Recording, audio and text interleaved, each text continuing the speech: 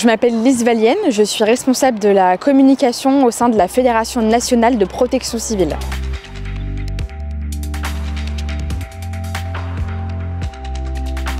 La protection civile œuvre sur 3 missions principales. La première, c'est aider à travers des actions sociales, par exemple des maraudes au profit des personnes sans abri, ou bien des missions humanitaires à l'étranger, telles qu'en Ukraine, où nous sommes présents pour aider la population à la reconstruction. La deuxième mission, c'est secourir. Donc nos bénévoles sont pour la plupart secouristes. Nous réalisons des postes de secours sur des événements tels que des événements sportifs ou culturels, et nous prenons en charge de potentielles victimes qui feraient un malaise ou qui se blesseraient. Nous soutenons également les services publics tels que le SAMU ou les sapeurs-pompiers en réalisant des gardes de secours à leur côté. Et nous réalisons également des missions de soutien aux populations sinistrées. La troisième mission de la protection civile, c'est former. En effet, nous formons plus de 134 000 personnes chaque année aux gestes de premier secours, ce qui permet à tous les citoyens d'être également des sauveteurs. La protection civile se distingue notamment avec la création d'unités singulières, par exemple l'unité cynotechnique, dans laquelle les bénévoles vont s'appuyer sur des chiens pour pouvoir, par exemple, chercher des potentielles victimes, etc. Et également avec la création d'autres unités, telles qu'une unité équestre ou une unité qui utilise des drones. Une mission d'ampleur a été celle du soutien aux populations sinistrées lors des tempêtes qu'il y a eu à partir du mois de septembre 2023. On peut citer par exemple les tempêtes Ciarán, Domingos ou encore Elisa, qui ont notamment provoqué des crues et des inondations dans les départements du Pas-de-Calais.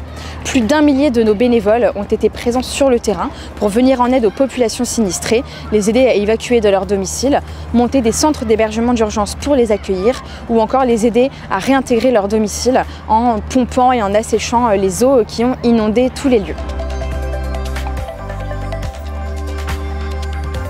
À l'occasion des Jeux de Paris 2024, la protection civile assurera les dispositifs de secours de plus de 2/3 des sites olympiques et paralympiques.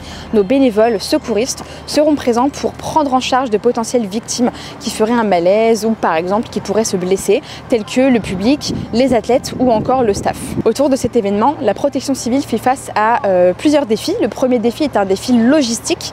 En effet, plus d'1 millier de bénévoles seront mobilisés chaque jour, ce qui représente un nombre conséquent à héberger. Nous avons donc monté des hébergements sur Paris, sur Châteauroux, sur Saint-Étienne pour pouvoir accueillir dignement ces bénévoles et qu'ils puissent être prompts à réaliser leur mission pendant les Jeux de Paris 2024. Il y a également un défi logistique avec les véhicules. Ça représente un grand nombre de véhicules qu'il va falloir garer et stocker sur les lieux sur lesquels nous serons présents.